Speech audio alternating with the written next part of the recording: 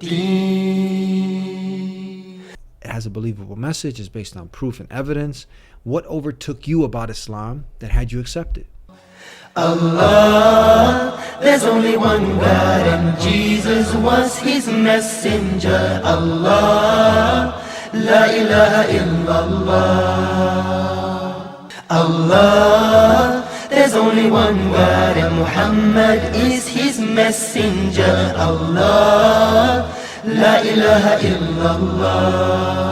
Assalamu alaikum, greetings of peace. How you guys doing? Another week, another exciting episode. Alexander, how you doing, my brother? Assalamu alaikum. Alaikum salam wa rahmatullah. Peace be with you.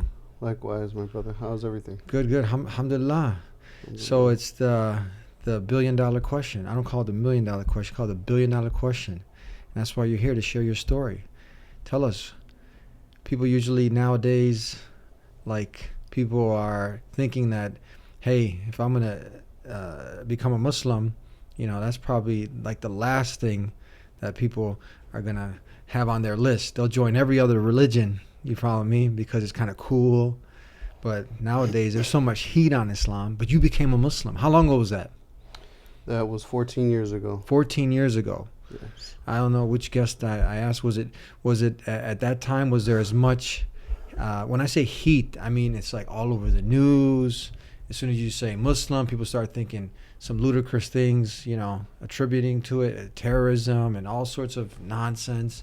But what was it about Islam? But we still see Islam as being the fastest growing way of life in the world because it has a believable message. It's based on proof and evidence.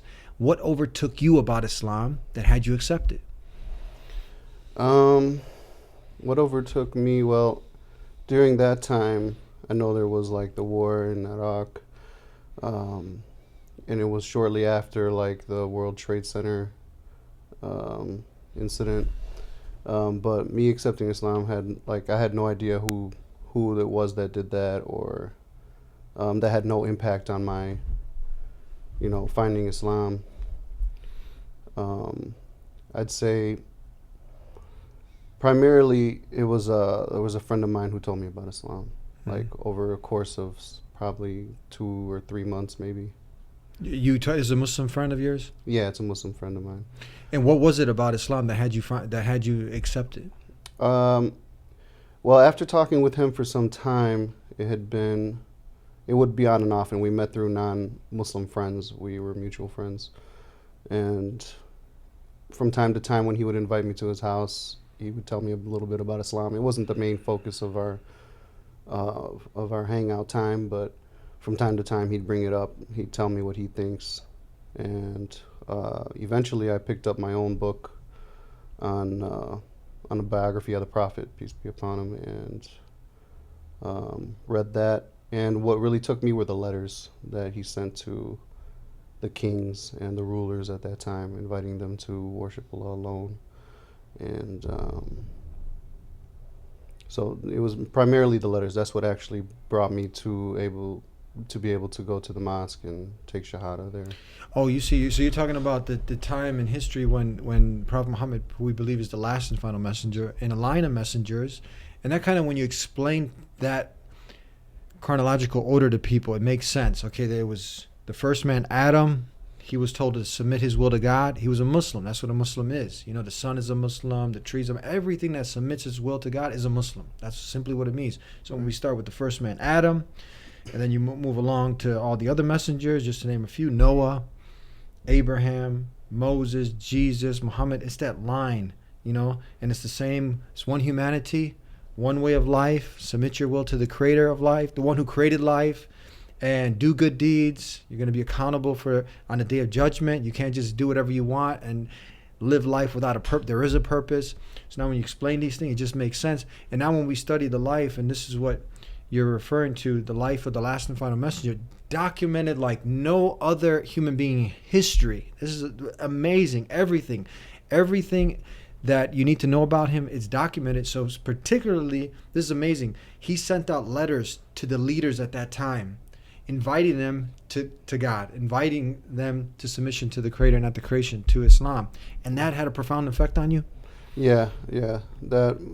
That would be it. And what was it about it? It was like... It was very straight to the point. It was No beating around the bush. no beating around the bush. It was still kind. It was firm, but it was it was very I don't know how to I say like the what you word. said, to the point. It was like worship God alone, worship Allah, the Creator. I'm the messenger of God, and Right. guaranteeing for the one who, and then it goes on. Everything is kind of outlined. Right. It's not, Right. what's you can't read that letter and not get the message. Right, right. And there were multiple letters like that, obviously, and but that was basically. I can't remember exactly what it was about them specifically, but I remember that that's what had drawn me in because it's been 14 years since. But yeah, and it was shortly thereafter that my friend invited me to come to the mosque, and Islam kind of like grew on me. I would say, like, a lot of times people become Muslim and they think that it's just like that. But a lot of times, I think later on in life is when, like 2 or 3 years after I became Muslim, that's when I actually started to feel like I was really being Muslim. Because then by then I started reading and going to classes and stuff like that on Islam. So it took a while, and it actually, I feel like a conversion actually kind of like grew on me rather than just like an immediate like saying the shahada. And it was because a lot of people don't really study the deen. They don't study Islam like that. Like they get to a certain place in it, and then they kind of like they pray and they fast, but they don't really continue to like learn, which is very important, I think, for people to maintain their Islam and then grow also. Mm-hmm. It's like anything. If you love it, I mean, you want to really invest the time to get to know it, right? You'll appreciate it more. Have you seen that? Many people who hadn't gone through the digging process, like you had to like do some work. What I mean, like you dig and then you find that valuable treasure of Islam. You got many Muslims who are just born with the name tag Muslim, right? They didn't have to struggle and strive, and many just, they end up not appreciating it, taking it for granted, not implementing it, being ignorant of it, doing the opposite of it. Right. Have you seen that contradiction Absolutely. there? Yeah. And then knowledge being the distinguishing factor, the authentic knowledge. When you have that, it makes a world of a difference. It does. It does. How long did it take you to embrace Islam, to know that, okay, so we got one thing, you mentioned the letters, but how much time did it take altogether before you were like, you know what? This is really making sense. Islam has a believable message. Worship one God, only one God. There's no intermediaries between you and God. You're not going to a confession box. You're not praying through a saint, a messenger, anything in creation but the one God, the one who created this whole universe, the ultimate reality, God Almighty. In Arabic, Allah. That message is believable. We have the Quran. It's a living, testable miracle. And I don't have to sell you on it. I mean, but for the people, I mean, obviously you figure that out. That's why you're here. But most people now, if they tune in for the first time, they see how the Quran, memorized by millions all over the world, like know the book and what, et cetera, et cetera. But now, how was it? How long? And it takes time, because we take this, some people who take it for granted, they don't even know these facts. But how long? It's like one fact to the next amazing discovery about it. And you're like, wow. Media is telling me one thing. No, it's opposite here. Islam promotes love, compassion, mercy. It's not blind faith. And I can just go on. I get excited. You can see talking about it. I'm really amazed when we just revisit those basic principles of Islam. It's amazing. How much time did you put in? Month, 2 months? Not too long ago, I had a guest on. He was talking about he studied it for like, I think it was 2 years. Right. How much time did you spend studying before you're like, you know what? And someone can take 10 years studying it and they still didn't accept, because there's also that courage that you need. It's a sincerity, right? Right. How long did it take before you were like, okay, this is it, man. This is from the Creator. There's no more. There's no doubt about it. Yeah, I'd say less than a year for sure. Okay, so Yeah. over 6 months, not quite a year, so somewhere around 10, 11 months Yeah. of investigation. Yeah, of investigation. I mean, even after I took shahada, I continued to learn what I needed to know about Islam, because it's not always covered when you take shahada. Yeah. So I did my own research in it, and that's when I was really firm in it. I mean, initially when I was growing up, I always believed in God. Yeah. I always believed in a creator, but I just didn't have a religion to place that in. Because I guess, from having the Mormon background and just general Christian background, I really wasn't settled with. It didn't feel right to me. It didn't fill all of the questions that I had growing up. Let's get into that. We're going to hold that thought. I want to get into covering a little bit about the Mormon background, and then from there, the other processes that you went through, your journey here on the Dean Show with Alexander. And we have a lot more to talk about on this exciting episode. Don't go anywhere. We'll be right back. Assalamu alaikum.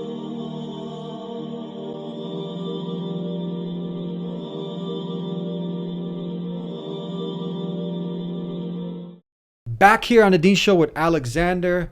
Now you talked about the letters. Those letters that Prophet Muhammad, peace and blessings be upon him, who we believe is the last and final messenger sent to mankind, in a line of messengers, including Jesus, Moses, Abraham, Noah, and all the other the messengers that the Creator sent out of His love. Out of His love, He sent messengers, and those messengers came with the same message: worship the Creator, not the creation. They came with the purpose of life. They warned people about the accountability on the day of judgment, right? You're not just going to turn to dust and that's it, go to sleep, and when life is over. No, people are going to be accountable for what they did in this life. And the message is clear. You spent almost a year studying Islam, finally you accepted it, but the journey continues. It's like always seeking knowledge.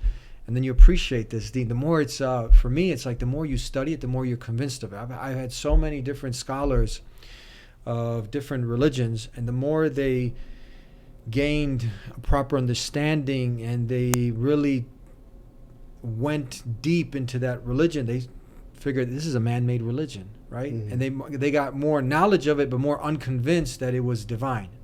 But it seems to have the opposite effect with Islam. The more you study Islam, the more it has the effect on you that there's no way that this can come from Muhammad, a group of men, or anybody other than the one who created creation.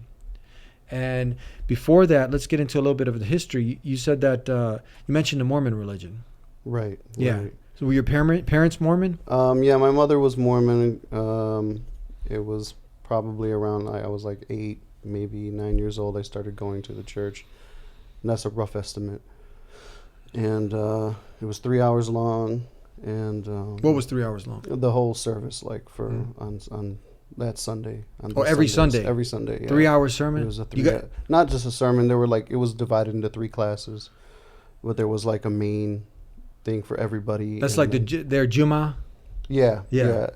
So, and then there were smaller classes that broken up by way of like age groups. Yeah. So, but yeah, I was a deacon in the church for. You were a deacon in the church? Yeah, I was a deacon in the church. Yeah, like when I got older. Mm-hmm. And that was short lived, but So wait, is this in the Mormon church? Yes. Okay. Yeah. So oh wow, I didn't know that. So you became a deacon in the Mormon church. Now, what's the main difference between Orthodox Christianity and the Mormon church? I'd say that Joseph Smith, something like that. Joseph Smith, yeah, he's considered a prophet, and they also have modern day prophets that.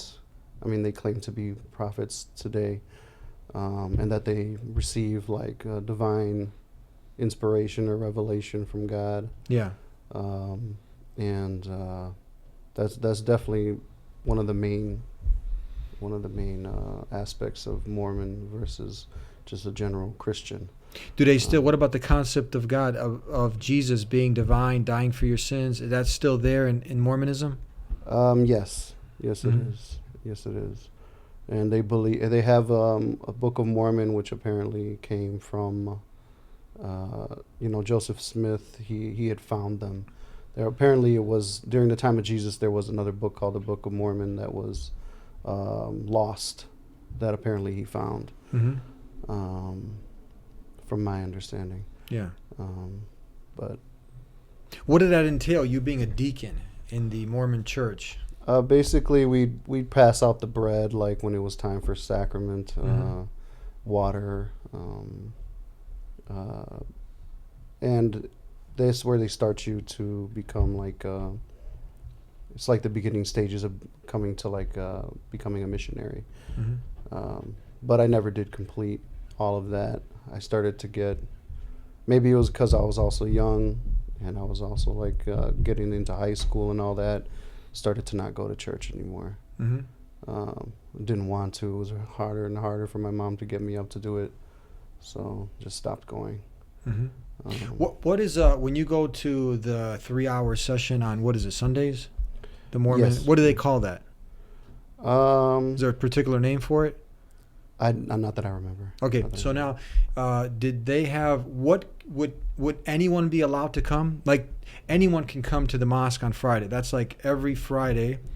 Anytime you can actually visit the Muslims at the mosque, come in and to learn about Islam. But let's say Fridays, Muslims are called to leave off work and go for half an hour to listen to the talk given, khutbah. And from there, this is supposed to like recharge you for the week, along with the other things that we do. And you'd usually walk away, if you came, with the clear message that there's only one God. And some of the basic principles of Islam, of doing good deeds, developing a relationship with the one who created you, day of judgment, and kind of recharging your heart on that. You'd walk away with that for sure, right? Right. That's always reiterated. Worship God alone, no one else but God, right? And Muhammad is the last final messenger, etc., amongst other things. But now, what do you walk away with from these 3-hour sermons? What do you remember walking away with? If someone, and was someone from the outside allowed to come in on these? I didn't normally see that people would come from the outside. I didn't see it for myself. I would assume that, I don't know if they take an appointment. I'm not sure. But I normally didn't see non-Mormons that I could, tell off top that they were just visitors. But what would be the message that someone can get away with, leave with, coming to one of those Sunday sessions? I mean, for me, I guess I didn't get away with much because this really didn't stick. Didn't stick. No? Didn't stick, no. Now, you talk about later on, did you end up leaving Mormonism and you came more towards Orthodox Christianity? No, I just left religion altogether. Okay, Right. That's what usually happens. People just totally leave religion. Right. So that's what happened. I didn't leave God necessarily. I always Yeah. believed in the Creator, like I said, but religion, as far as in general, I just left it alone because now I was doing the typical high school thing, music and intoxicants, and that's how I grew up in high school. Like just not so much the chasing women or anything like that, but just my friends, my small group of friends, intoxicants and. But that's a sad reality. That's kind of like, what you go through if you don't have the proper direction, right? You end up falling into those pitfalls: drugs, alcohol, partying, right? Right, absolutely. Yeah, so what happens from there? Somewhere in your story, you get to a point, so you didn't disconnect from God, right? You still believed in a creator. Right. So what happens from there? Basically, I get out of high school. I have a lot of issues with being a headache to my parents, so I definitely spent some time staying at friends' houses, staying on the streets even sometimes, and no direction. Still believed in God this whole time. Didn't necessarily pray. So when I started to meet my friend later on through these non-Muslim friends, he just revived that. What was already in me as far as believing in God, and started to question it and, just basically rediscover that, that part of me. Is this a Muslim that you're talking about? Yeah. What was his name? Who was this person? His name was Adam. Adam? Yeah. How did you hook up with him? I hooked up with him. I forgot exactly which non-Muslim friends we hooked up with, but... so he was giving you dawah now? Yeah, he was giving me dawah, not like full time, but like it would come up in conversation from time to time. He he generally made sure that every time he met somebody, he would tell them about Islam. Yeah. Maybe not so straightforward, but it would, Be kind depending. of subtle, and he just Yeah, it'd be subtle, and depending on how you, react or how you respond, he would Yeah. give you more or ask you also, what you think. So Yeah. And obviously, the things that he was sharing with you, were they things that sometimes you'll hear these weird things that just don't make sense. You don't want to hear more of it. But I mean, with my experience, the message of Islam is so powerful, right? And you can't appreciate if your ears are closed, eyes are closed, and you're just like, brainwashed by the media. But if you're open, you're receptive, and you're like, hold on, I want to hear it for myself. And the little bit that you do hear, it's like, I want to hear some more, right? Right. If you're sincere. absolutely. Is that what was going on with you? Yeah, absolutely. I definitely wanted to hear more. I thought, because I remember one day that after talking with him for some time, I decided to go out for a walk. But before I did that, I was at home and I prayed to God alone that I was praying to. And I would like to say that I was sincere about really trying to find what's true, because Adam was telling me something, other people were telling me other things that I was reading were telling me different things, So basically what I thought to myself was like, either all the religions are wrong or there is one that is correct, And I was just, I believe I was sincere when I asked God to show me what the right path was. So then I left my house, took a short walk, ran into some Jews for Jesus who were downtown where I was living. And that's what I thought that was the sign. Yeah. Hold on. So- Let's we're gonna take a break. That's interesting. Jews for Jesus. Let's Right. leave off right there and come back to the rest of his amazing story. Don't go anywhere.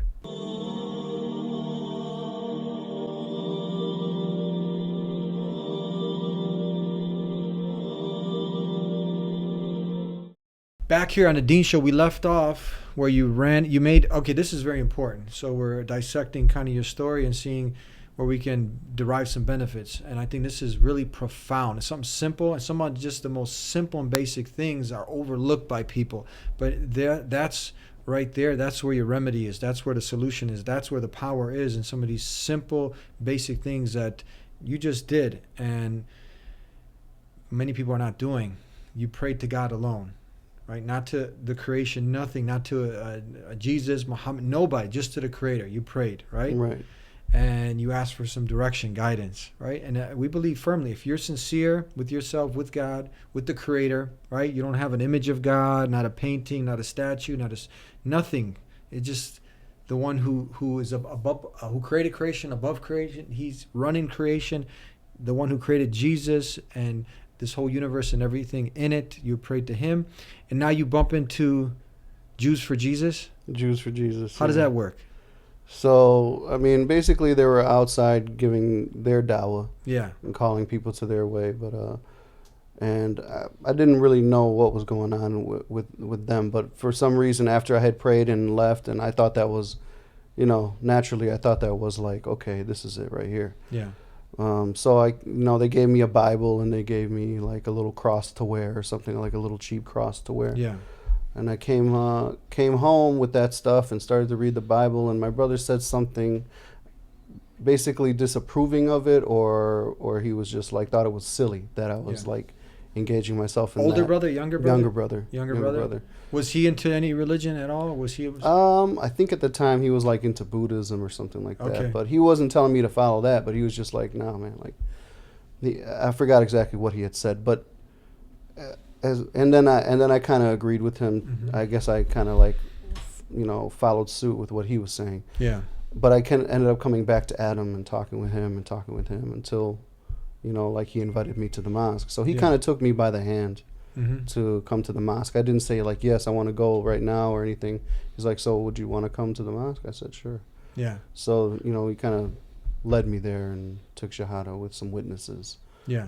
And then he asked me if I felt any different. And I said, I mean, not really, but a little bit, Mm-hmm.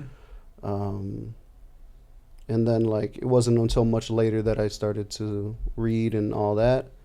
I wouldn't say much later, but sometime later I started to read and all that. And it felt like veils kept being lifted from my eyes as I started to know more and more about Islam, started to see the world differently. It felt like I started to see a different, I started to see like, wow, there's a lot of people who don't know this. There's, Yeah.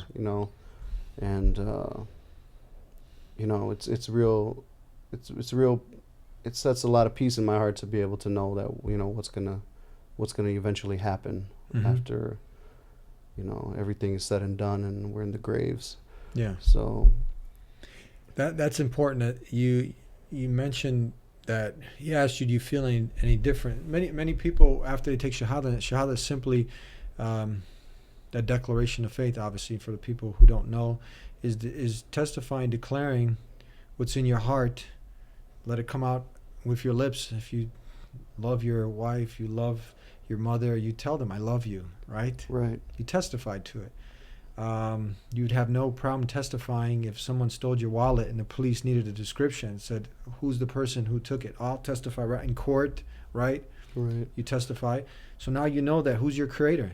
Allah, the one who created creation. Allah, that's my creator. Muhammad is a messenger. Testify to it. What's the problem? So you testify that there's nothing worthy of worship except the creator of the heavens and the earth. Allah, and Muhammad is his last and final messenger.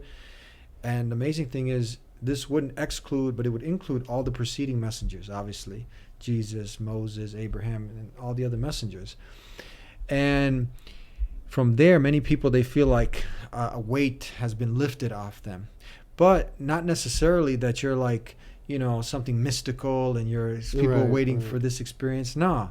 But now you know your purpose. And that it's like a riddle's been solved, right? You have some direction in life, so you're enlightened, right? So that's the distinguishing factor, because some people, they search for that. Yeah, there's a good feeling. You feel like, a weight has been lifted. You feel like, because when you do accept Islam, all your previous sins are absolved. You're sin-free, right? I often say if you owe somebody something, you got to make sure you pay that debt. But from there, with God, you're right. Right. But this is important. Now you continued on seeking knowledge and the veils. Now it's like, okay, now I can see. It's like person's in the dark and they just run for this temporary world. But now you can see like how to be a better neighbor, how you can be a better human being all around, right? Better to your parents, better worshiper with God. And there's hope now for the end. With all trials and calamities, there's a reward. Jannah, paradise, what we're striving for. We don't get attached to this temporary life. So there's direction now. There's purpose, and that just gives the heart. It strengthens the heart, makes a person stronger, more committed. But that, what you said, it takes more reading, it takes more studying, it takes commitment. Absolutely. Yeah. Because I remember when I told him when I took shahada, he asked me how I felt, and I said I didn't feel, but I believed in the words that I said. Yeah. But it's not like you were mentioning some examples earlier, like a white light was coming down or something, or, but yeah, it took some time, and I think that's what's important for new Muslims especially. They won't always find everybody to take them by the hand to teach them what they need to know. A lot of the time, you got to really, some people, you might have one or two who might really like push you to do it yourself, or will take you by the hand and help you, but you really have to like do a lot of self-study. You have to go and seek it, just like you sought it the first time to become Muslim. You have to seek how to really be a Muslim afterwards. You know what I'm saying? It's like anything in life. When we can make these small comparisons, but if you've decided that this is the best university that you can attend and you're going to benefit from everything it has to offer, it's going to take you to make the commitment to sign up now. But just because you sign up, you're not going to have all the knowledge that it has to offer or benefit until you start implementing it. That's the same thing with Islam, right? You realize it's the truth. Now you submitted to that truth, but now the faith, the benefits come after you implement the truth. See, people miss that. See, they try to, get all the benefits first. No, you got to first submit to it, what your Creator wants you to do. Start implementing it, and now your faith starts to increase, right? You start to grow. You start to benefit from everything that Allah has told us to do, and you reap the rewards. Absolutely. Yeah. Absolutely. And being sincere, I think I can't express sincerity more, because like a lot of people, like they say, some people would say that they would like to know the truth, They would like to, if there was a creator or whatever, that they would like to have knowledge of that. Mm-hmm. But it depends. Like a lot of people, like if you're just I think even if in a lot of cases I might be wrong, but even if you're just like a little bit insincere, Mm-hmm. like you kind of don't care. Like a lot of people don't care. There's so many distractions, music, TV, work, school, families, what you do on your off time, that can just keep you distracted. You can just keep one thing after another, and so you're not really thinking about it. And I think if you're 100% sincere about really trying to find the truth, God will definitely, make it available to you. Pardon me. That's right.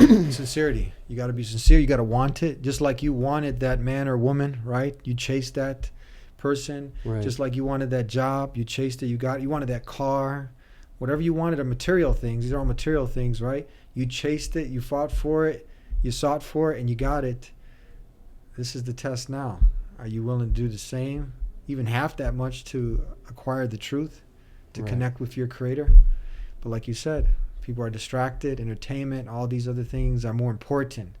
And that's what's going to show and testify at the end. When you die and the reward of paradise there and the hellfire is there, day of judgment, and the test now, it's like, hold on. The people who studied, the people who put in the time, they passed. The people who didn't, and God's all just. He sends messenger, he sends the warning, but people turn away, a blind eye. So who can you blame but yourself? Right. Yeah. Yeah. So we're almost, time just flies by. So what piece of advice would you say from your long journey now? Obviously, another thing, it's a whole different topic, but the struggle continues, right? So what advice do you give for people who are kind of, and these stories are meant to enlighten people who are kind of struggling. They realize by listening to your story that you're not, are you an Arab? No. No, okay. You were born, where are you, American, Brazilian, something like Yeah, that? my parents are Brazilian. I was born and raised in Chicago. Oh, Chicagoan, yeah. So Islam is a universal way of life. It's not, because many people think, oh, if you're Muslim, you're an Arab. So we dispel that myth. You're an American. Many people, they'll pick a foreign car over an American one because the quality, let's say if Honda's better, Toyota, for example, or Mercedes. But that doesn't mean they're a traitor to their country, does it? No. So just because you want to worship the Creator, not the creation, right? You want to submit your will to God, doesn't mean you're a traitor, right? You still love your country, I'm sure. I love mine, and we want the best for humanity. So people see these things, right? But some people are struggling. They think, okay, man, I'm going to be outcast, outsider. What advice do you, from someone who was investigating Islam, now you're living it, what simple advice do you give for people who are kind of in that dilemma, they're nervous what society's going to say, what my parents going to say, and some people accepted Islam, now they're struggling with it. There's a lot there to cover, just some basic stuff. What do you think? Yeah, no, I would say just I can't put sincerity, or you can't make somebody sincere, so try to find the sincerity within yourself to look for the truth. If it is important to you, it's there. It's not it's not hidden either. Yeah. You just got to be sincere about finding it, and continue to research, because Islam always, in the Quran, Allah asks you to question and ask, and to do research and reflect. So to continue to do that, and be sincere, and inshallah you'll. Let's end with that. Be sincere. I like that. That's the key right there. You gotta be sincere. Yeah, absolutely. Thank you. Thank you. Thank you for being with us. May God Almighty bless you. And thank you guys for tuning in here to the Dean Show. Sincerity is key. You got to sincerely want to know the truth. You got to search for it and ask. Ask and you shall receive. So ask the one who created you. Say, the one who created me. Why am I here? What do you want from me? Guide me. It's that simple. But often it's overlooked. So start earnestly asking the one who created you. Don't put a middle man in between you and your Creator. Beseech Him alone. And then from there, start investigating. Start researching. Remember death. It's going to come at any time. You have all these aspirations and goals. Okay, shoot for them. But remember, prepare for what's going to come possibly before you even achieve most of those goals. Death. And when it comes, what excuse are you going to have? That you chased everything under the sun. You accomplished every goal except the ultimate goal, figuring out what the purpose of life is. Why am I here? Where am I going when I die? And how can you expect to get paradise, the ultimate reward promised to those who believe in the one God and do what he told them to do of good deeds? You can't get anything. You can't expect to get that reward if you didn't chase it. So tune in every week to The Deen Show. Start with these simple steps. Call us, 1-800-662-ISLAM, if you have any questions. There's a lot of false propaganda, hype out there, lies, misinformation about Islam. Don't get bewitched by it. It behooves you to look into it for yourself. Make the human connection with a Muslim. Visit a mosque. Call us. And subscribe here to The Deen Show every week. We got a new exciting episode with a new and exciting guest. Until then, peace be with you. Assalamu alaikum.